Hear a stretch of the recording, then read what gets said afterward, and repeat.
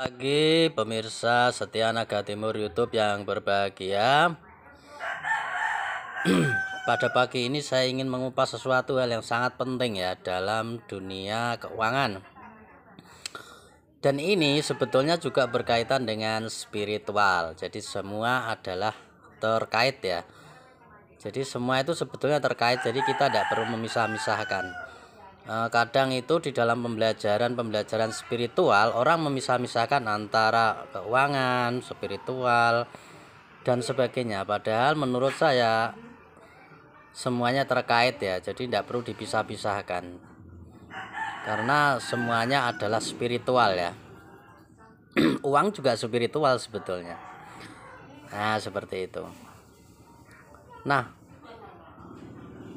ada satu pertanyaan yang mungkin sangat penting untuk saya kupas ya. Kenapa sih banyak orang itu, termasuk saya sendiri ya dulu ya, itu susah sekali untuk misalkan pengen beli sesuatu gitu, misalkan motor, mobil atau apa gitu, rumah gitu.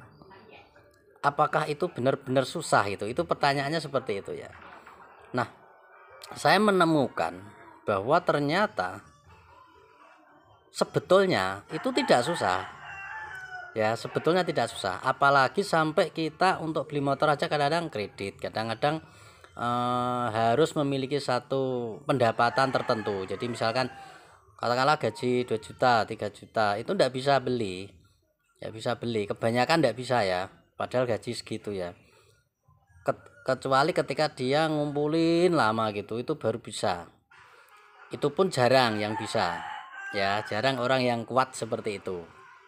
Terus ada lagi yang karena mendapatkan bonus atau satu pendapatan yang besar, misalkan punya usaha sampingan online atau apa, kemudian hasilnya besar gitu, misalkan sekali langsung 5 juta atau 10 juta gitu kan, beruntun beberapa kali. Nah itu baru bisa beli, itu aja baru motor. Nah pertanyaannya adalah apakah sesulit itu gitu? Karena menurut saya tidak sebetulnya. Terus apa yang bikin sulit? Yang bikin sulit itu sebetulnya adalah nafsu kita sendiri. Ya, ini adalah sesuatu hal yang pasti, dan penjelasan saya ini adalah sesuatu hal yang pasti ya menurut saya. Karena apa? Semua keputusan manusia 90% itu dikuasai oleh alam bawah sadarnya atau nafsunya. Ya. Dalam tanda kutip nafsu. Kalau dalam sistem agama itu disebut nafsu, kalau sistem fisika modern atau ilmu pemberdayaan diri secara modern itu disebut dengan alam bawah sadar. Atau dalam ilmu neuroscience ya menurut Dr. Yu Hasan itu disebut emosi. Jadi kita memutuskan sesuatu itu tidak logis sebetulnya, tapi hanya karena emosional aja sebetulnya. Contoh seperti ini, misalkan kita dari rumah pergi ke mall, kita pengennya itu cuma lihat-lihat, tapi akhirnya ketika kita melihat sesuatu kita pengen akhirnya beli. Nah keputusan kita untuk beli itu sebetulnya di luar logika kita, di luar otak waras kita. Itu adalah sesuatu keputusan yang bersifat emosional. Nah kita memutuskan sesuatu hal apapun 90% itu adalah keputusan yang dihasilkan dari emosional. Nah itulah yang kemudian menyebabkan kita itu kesulitan dalam banyak hal, terutama dalam hal keuangan. Akhirnya tidak bisa mengatur uang. Akhirnya untuk beli-beli sesuatu yang mungkin kita pingin sekali itu susah banget. Nah itu sebetulnya karena kita itu keputusan setiap hari itu emosional. Contoh, Anda beli rokok sehari berapa misalkan.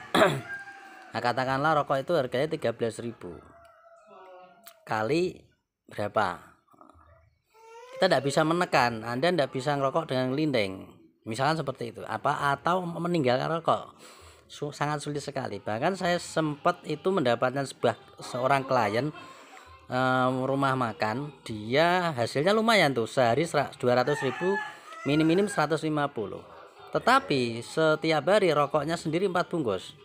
Jadi berdua ya, suaminya dan istrinya ya, dua-dua ya. Ini tidak masuk logika saya gitu loh. Karena apa? Dia hanya membakar uang sehari itu 100.000 itu untuk rokok. Artinya apa? Dia 100.000 kali 30, karena dia tidak pernah hari Minggu nggak libur, dia tetap jualan. Jadi 30 hari kali 100.000 itu 3 juta. 3 juta itu hanya dibakar jadi angin itu kan. Itu tidak masuk akal dalam logika saya. itu kalau misalkan sampai 10 bulan itu sudah 30 juta ya. Sebulan 3 juta, 10 bulan itu sudah 30 juta ya. Motor NMAX ya, hampir dapat ya. Jadi 2 bulan itu sudah lebih. 2 bulan itu sudah bisa beli mobil itu. 2 tahun ya, 2 tahun tuh sudah beli mobil itu kan. Nah, itu tidak masuk akal sebetulnya. Nah itu ya, jadi seperti itu yang kita itu kadang-kadang yang mikirnya yang nggak nyampe ya, istilahnya seperti itu. Ada banyak hal-hal yang kita itu di luar logika. Keputusan-keputusan kita itu berdasarkan emosional itu, berdasarkan emosional atau alam bawah sadar kita. Dan itu setiap hari ya, keputusan setiap hari, hal kecil. Anda minum minuman yang misalkan harganya berapa, 12.000 ya, misalkan beli apa gitu kan. Sekarang banyak minuman kekinian. Sekarang banyak minuman kekinian, artinya adalah kalau kita seminggu itu beli 2 kali ya, atau 3 kali itu sudah dihitung berapa. Nah, kalau Anda kalikan semua pengeluaran-pengeluaran kita yang kita hasilkan dari keputusan emosional kita, dan kita bisa memutuskan secara sadar tanpa dipengaruhi oleh kekuatan emosional itu, tanpa dipengaruhi oleh nafsu itu, tanpa dipengaruhi oleh alam bawah sadar itu, maka hidup itu jadi mudah sebetulnya. Kenapa harus makan yang harganya mahal?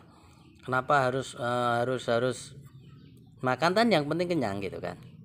Tidak harus mahal, dan bisa diirit seirit-iritnya, seminim-minimnya, yang penting masih memenuhi standar gizi.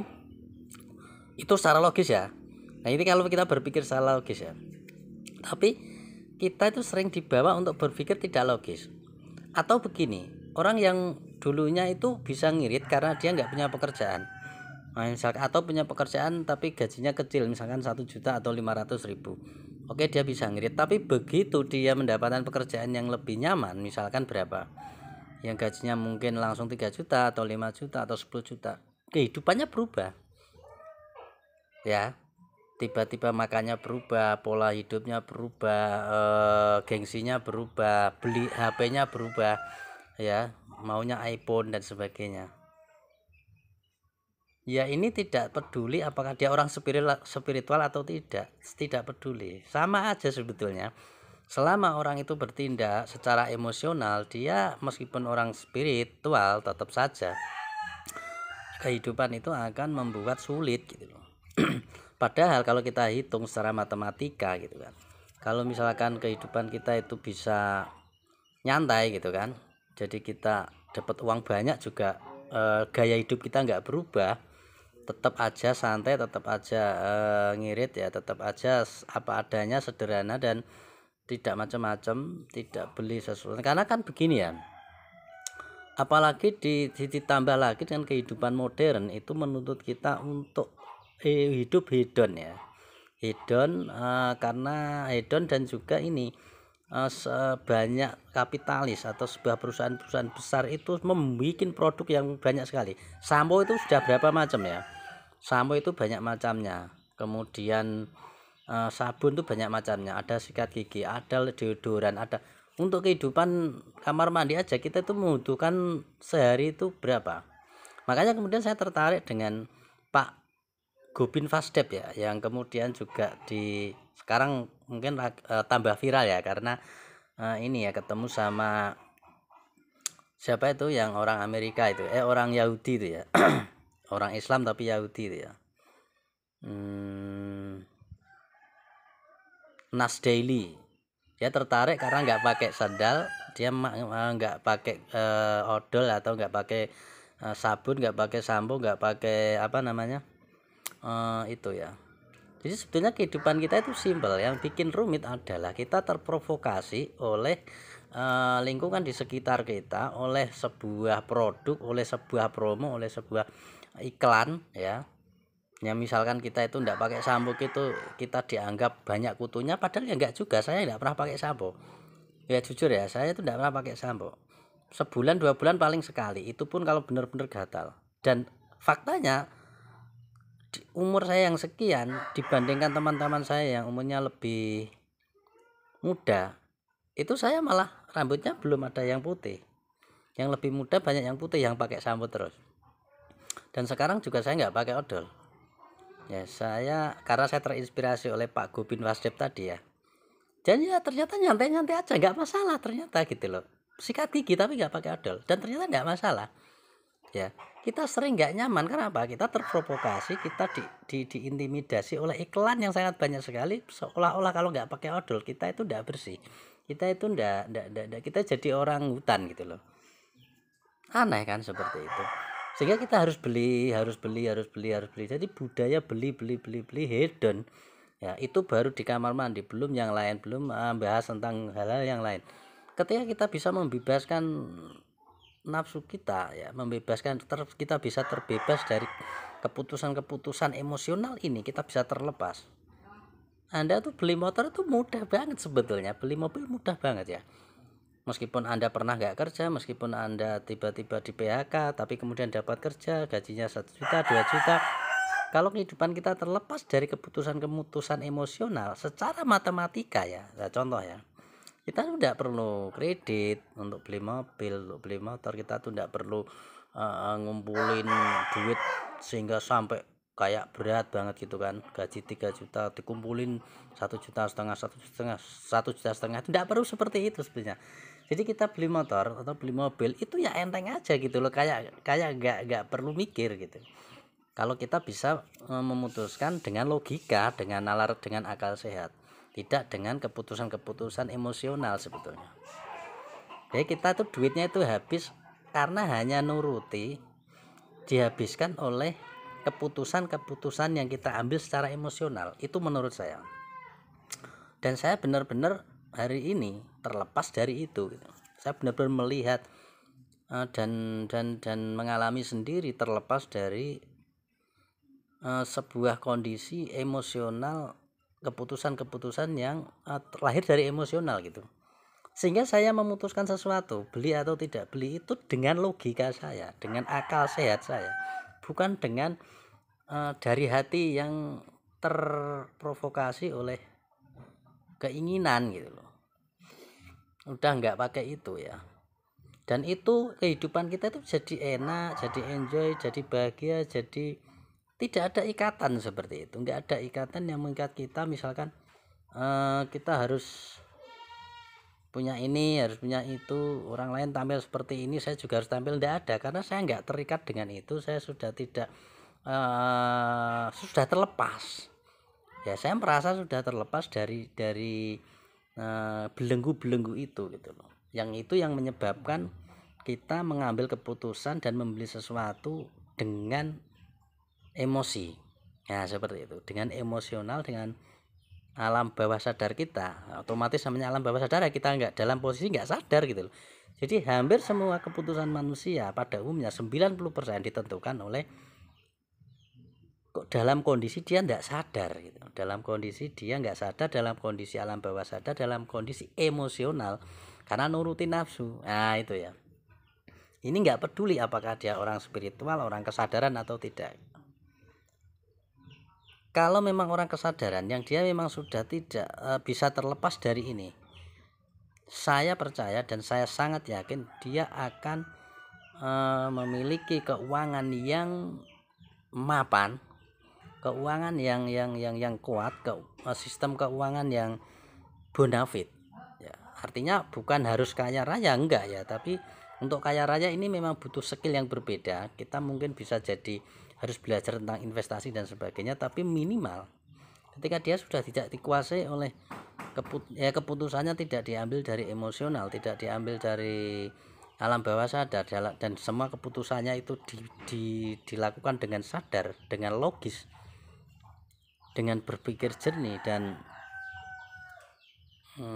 dengan akal sehat, maka dia pasti tidak akan mengalami kesulitan secara finansial. Itu sudah pasti, baik ini orang yang mengalami kesadaran murni, tercerahkan atau tidak. Nah itu ya, anda ini video sangat penting sekali menurut saya. Nah, ini bisa dibahas kalau Anda ikut kelas saya, kelas yang berbayar. Nah, ini akan saya kasihkan mindsetnya bagaimana Anda bisa terlepas dan benar-benar bisa plong ya, seperti saya, seperti itu, tidak terpengaruh oleh jebakan-jebakan iklan, sehingga keuangan Anda mapan, keuangan Anda bisa teratur, dan keuangan Anda bisa lebih kuat. Dan Anda juga untuk membeli sesuatu itu tidak perlu ngumpulin, nggak perlu tersiksa gitu ya. Uang rokok aja ibaratnya bisa untuk beli motor loh, kalau memang kita itu keputusan dalam kehidupan kita tidak dipengaruhi oleh alam bawah sadar ya, oleh emosional kita, tapi kita memutuskan dengan logis, dengan akal sehat. Itu gampang banget sebetulnya ya. Ini hanya sebagai contoh ya. Nah, sebagai contoh, ini yang level-level biasa. Kalau sudah level investor beda lagi, karena orang investor sudah nggak mikir benda. Ini saya berpikir untuk beli motor, beli mobil, beli rumah gitu kan. Nah, kalau level investor itu di atasnya lagi, udah nggak mikir itu. Dia mikir bagaimana uangnya itu bisa bekerja lebih maksimal dan dengan ribuan persen peningkatannya ya, bisa menggandakan diri dan juga bahkan uangnya orang lain. Nah, seperti itu. Itu beda lagi ya kajiannya. Ini nanti terlalu berat kalau saya sampaikan. Nah, malah Anda nggak kuat. Ini yang simpel-simpel aja. Ya, hanya dengan memutuskan dengan akal sehat, hanya dengan memutuskan apapun tanpa terpengaruh oleh emosional, kita berpikir jernih pakai akal sehat ya, dengan logis, maka kehidupan kita jauh lebih mudah, kehidupan kita jauh lebih enak, dan kehidupan kita secara finansial jauh lebih mapan. Oke, itu aja ya. Salam sehat dan luar biasa.